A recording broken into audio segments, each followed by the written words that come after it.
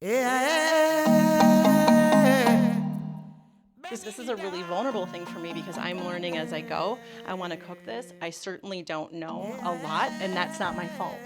So, as a Black person living in America, like, that's real.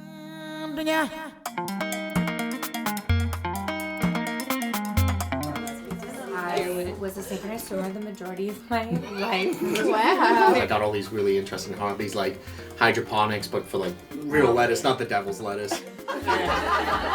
Welcome, everyone. Thank you for being here. For those of you who don't know me, my name is Mecca. This is my niece, Sabrina. We're having a West African meal tonight. I've been a food writer for like 20 years. I've also been a chef for over 20 years, and it's taken me up until almost now to figure out what food I should be cooking. I didn't have a strong connection to my biological father, so I didn't have a strong connection to his people, and that's like a really tough thing to have when you're a chef. Food people learn it from their parents or their grandparents or etc., and it's passed down. Did you feel a connection to Nigerian or West African food? I hardly ever had it. The first time I ever had it, it was from a neighbor of another girl I was cooking with. And she's like, I want you to try this and see how it makes you feel. And the first bite I had, I was like, this is incredible. How do we learn how to cook it? The stew is called red, and the way I understand it, it's like a comfort food meal. There is some heat in that. I'm not sorry. So egusi is a melon and made a sauce out of it, and then there's yams underneath. Wild rice is amazing, and I wanted you to be able to taste that, so I used the seasoning that you would typically have in jollof without doing the stew. Don't be shy. Just say what you need. My mom cooked a lot of Indian mixed with a lot of food from Kenya growing up. For me, like as somebody who is very white passing, it can be kind of challenging. I very rarely say I'm half white and half black anymore.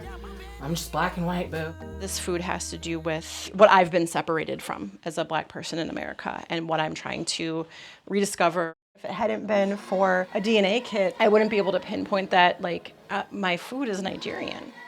And then thanks to the DNA kit, I have this whole new side of my family and people who look like me for the first time in my life. We connected with each other in 2021. We met through Ancestry DNA. I grew up in rural Minnesota. Lots of white people. My nickname was the Samoan girl in high school. My dad was adopted. He was told that he's Italian and Greek because he was adopted by a white family. I guess it was pretty common in the late 60s. I looked up my grandpa's name on Facebook and I found this lady, Mecca, who's like, my dad, Dave Brady and the Stars, or that's his band. And I'm like, wait, your dad? My dad, are you my aunt? And now here we are. I just found someone who I think is related to me.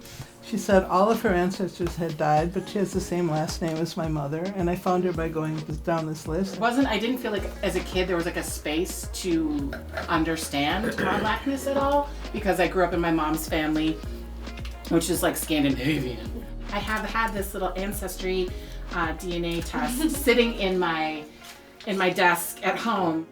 Mahogany, you brought up like being a little nervous about doing that test, and because there's going to be good and bad that comes out of it. My biological dad, he was absent for much of my life because he was incarcerated. Figuring out these sad things, it's a bummer, it's like a little bit heartbreaking, but it's also healing. That's the most powerful way to reclaim our roots and where we come from, right?